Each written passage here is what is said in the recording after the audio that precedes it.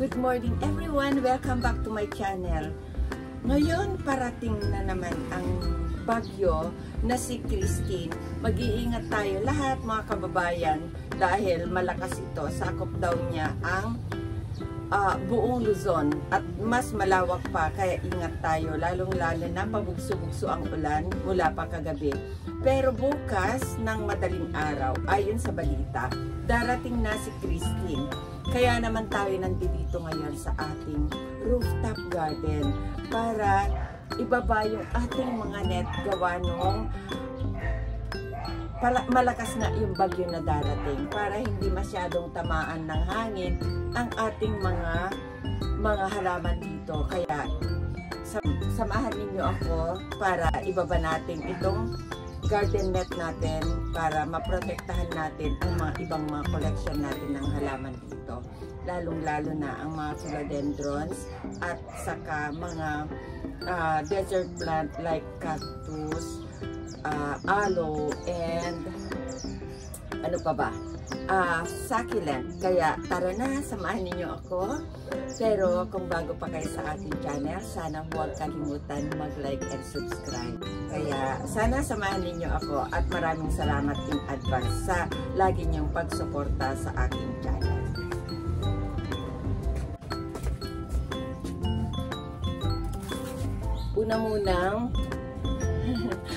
Una munang bawasan natin itong ating Brazilian cherry kasi mataas na para makapasok dito sa ating net.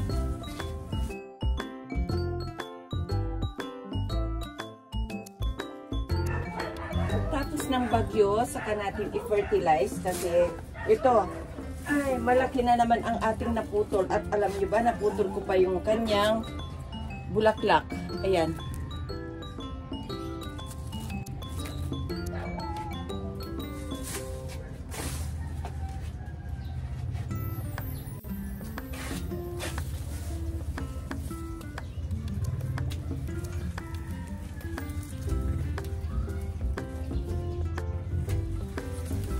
Meron din yellow bell.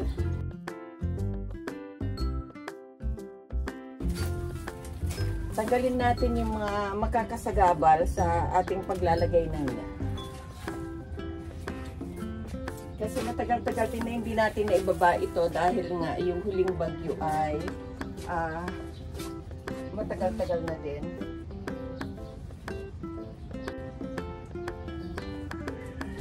Okay.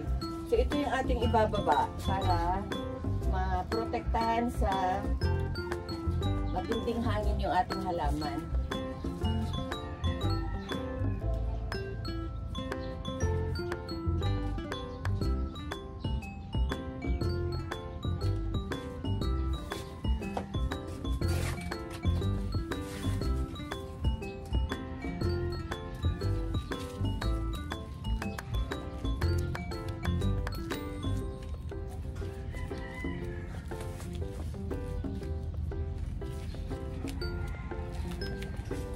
Medyo naambon na kasi kaya may sombrero na ang lola.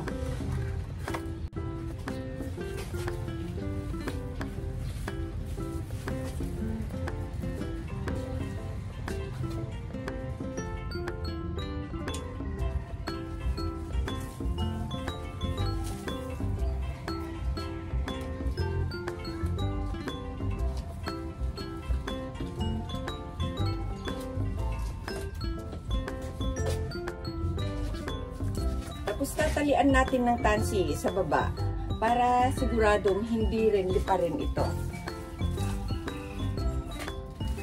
Matibay naman ito sa bandang itaas, kaya tansi pwede na ito, matibay na ito para hindi gagalaw-galaw yung ating net.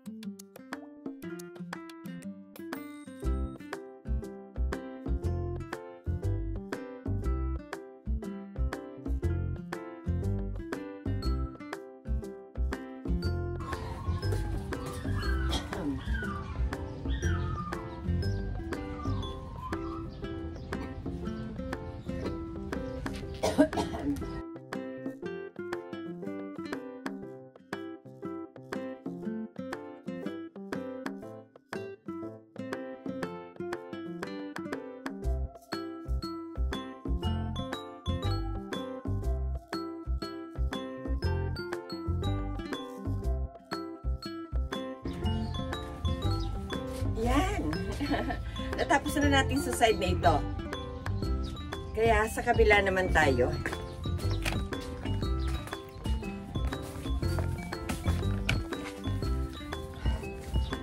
Yung ibang side kasi mga naka-fix na yung mga net natin kasi walang tanim sa plant box. Dito kasi may mga tanim tayo sa plant box. Ayan yung mga tanim natin sa plant box.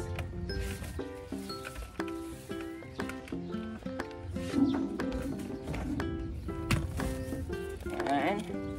Kaya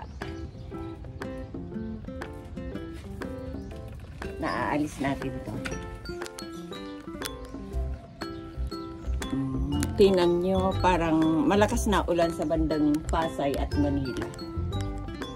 Kaya kailangan umpisan na natin ito. Habang hindi pa lumalakas ang ulan dito sa Cavite, kailangan ilagay na natin itong net.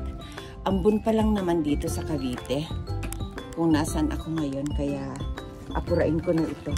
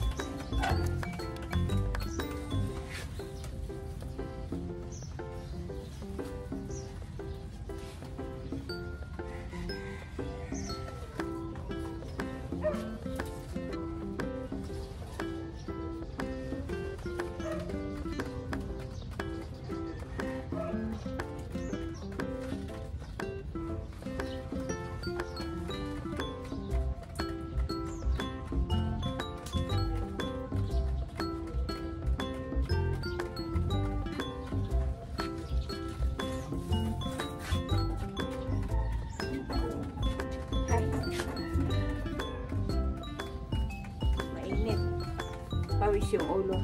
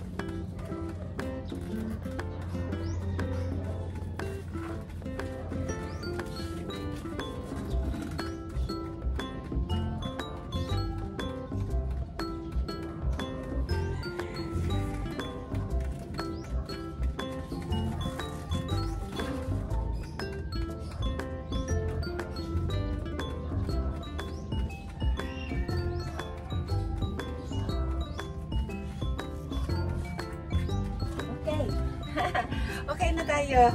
Natapos na. Sa part lang naman na ito, ang kailangan natin ibaba yung net dahil yung ibang part kasi ng garden ay nakafix na yung mga net sa mga sides at sa kasabandang taas. Kaya dito lang sa side na ito talaga ang kailangan na ibaba yung net na itinataas natin. Gawa nung meron nga tayong plant box. Kailangan din natin i-prune yung mga plants kasi dito sa labas.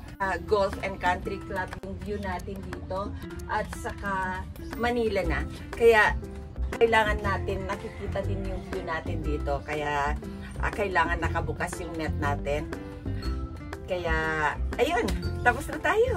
Maraming salamat ulit sa inyong panonood. Mga kababayan, ingat tayo kasi parating na si Bagyong Christine. Lalong-lalo na sa mga mabababang lugar at saka sa mga tatamaan talaga mismo ng bagyo. Mag-update po tayo sa mga balita. Mula nga sa araw na ito, buong Cavite ay wala nang pong pasok. Private and public schools, all level po dito sa Cavite ay wala nang pasok.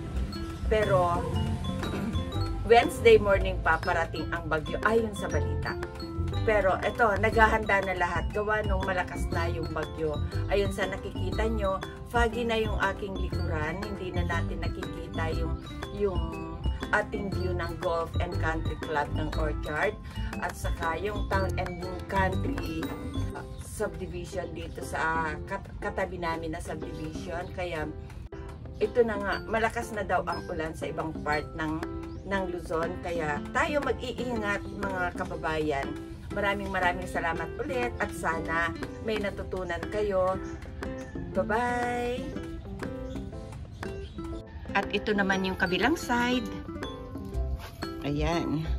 Safe na sa bagyo ang ating mga halaman.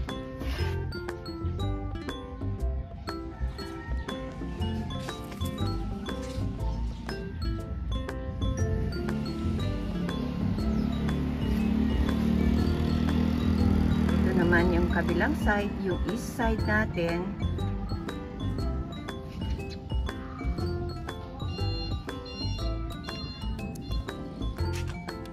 Maraming salamat ulit sa inyong panonood. Bye-bye!